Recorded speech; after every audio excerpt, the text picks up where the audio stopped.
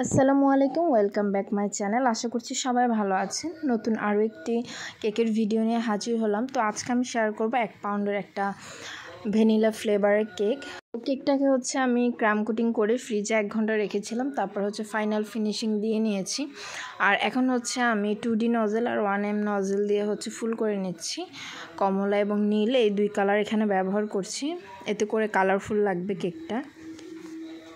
তো এতদিন আসলে আমার স্কেল ছিল না, তখন দেখা যেত কেউ অর্ডার করলে আমি সব সময় কেক বানাতাম, অনেক বেশি বড় হয়ে যেত। কেউ যদি 1 পাউন্ড দিত ওটা 1.5 পাউন্ড হয়ে যেত, কেউ 1/2 পাউন্ড দিলে ওটা 1 পাউন্ড হয়ে যেত, যেহেতু স্কেল ছিল না।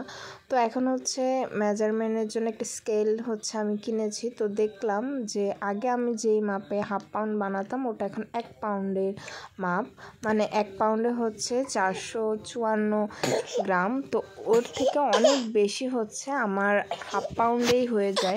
যাই হোক, এখন যেহেতু স্কেল কেনা হয়েছে, এখন পারফেক্ট মাপে আর কি কেক তৈরি করব। তো এটা একটা 1 পাউন্ডের কেক। তো আপনাদেরকে দেখাবো লাস্টে যে কতটুকু হয়েছে। তো এটা বলেছিল 1/2 পাউন্ড বানাতে, একদম আমার কাছের একটা মানুষ। তো তাকে আমি ইচ্ছা করে আর কি একটু বড় করে দিয়েছি, আর সাথে একটা আইডিয়া নেওয়ার জন্য যে 1/2 পাউন্ড আসলে কতটুকু দিলে কেকটা পারফেক্ট হবে ওজনটা।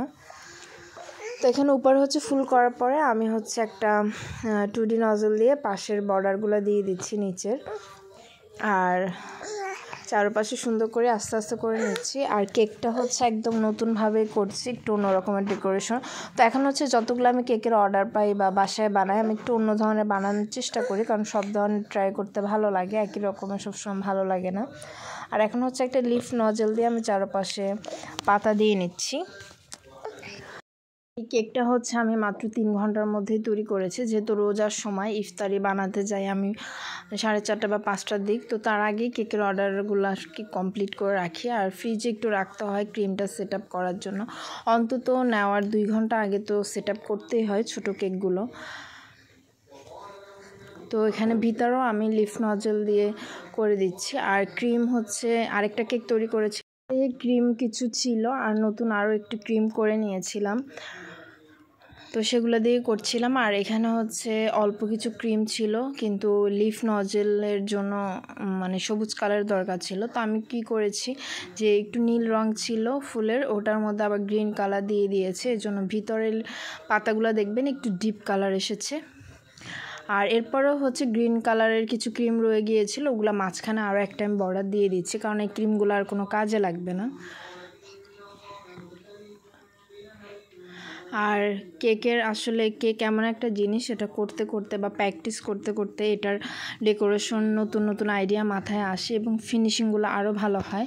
তো আমি আগে যে কেক বানাতাম তার থেকে আস্তে আস্তে মাশাআল্লাহ ফিনিশিংগুলো আরও ভালো হচ্ছে, কারণ নিজের ইমপ্রুভমেন্ট নিজেই বোঝা যায় যখন ফিনিশিং দিয়ে আগের থেকে ভালো হয় বা টেকনিকগুলো বুঝে গিয়েছি। তো মাঝখানে কিছু গোল্ডেন পার্ল আর মাল্টি কালারের সুইট বল দিয়ে দিচ্ছি, এতে করে দেখতে ভালো লাগবে। আর ভিতরে যে গ্রিন কালারের দাগ দাগ টানা দেখছেন, ওটা প্রথমে আমি হ্যাপি বার্থডে লিখতে গিয়েছিলাম, কিন্তু রায়ান আমার কোলে থাকার কারণে লেখাটা ভালো হয়নি। পরে আমি প্যালেট নাইফ দিয়ে এটাকে একদম প্লেন করে দিয়েছি তিনোটা। তো এই জন্য একটা নতুন একটা ডিজাইনও হয়েছে। আর নামটা আমি বোর্ডে লিখবো, সেটাও দেখাবো। তো দেখুন ফুল লুকটা এরকম, দেখতে বেশ ভালোই লাগছিল, অনেক কিউট লাগছিল। আর পুরা ডেকোরেশনটা করার পর আমি 2 ঘন্টা ফ্রিজে রেখেছিলাম। আর ভিতরে আমি 2টা চকলেট টপার দিব। আর দেখুন কেকটাকে মাপ দিচ্ছে, এখানে মাপে এসেছে 493। তো এটা 1 পাউন্ডের থেকে একটু বেশি, কারণ 1 পাউন্ডে হয় 454। তো তার থেকে একটু বেশি, অল্প একটু বেশি হলে প্রবলেম হয় না, কিন্তু সেক্ষেত্রে যদি 1.5 পাউন্ড হয়ে যায় ওটা আবার এক্সেস হয়ে যায়। তো যাই হোক, একটা আইডিয়া চলে আসলো। তো এই যে ফুল লুক টপার দেওয়ার পরে দেখতে খুবই ভালো লাগছিলো। আপনাদের কাছে কেমন লেগেছে কেকটা অবশ্যই জানাবেন, আর ভালো লাগলে আমার চ্যানেলটা সাবস্ক্রাইব করবেন। আজ এই পর্যন্তই, আল্লাহ হাফেজ।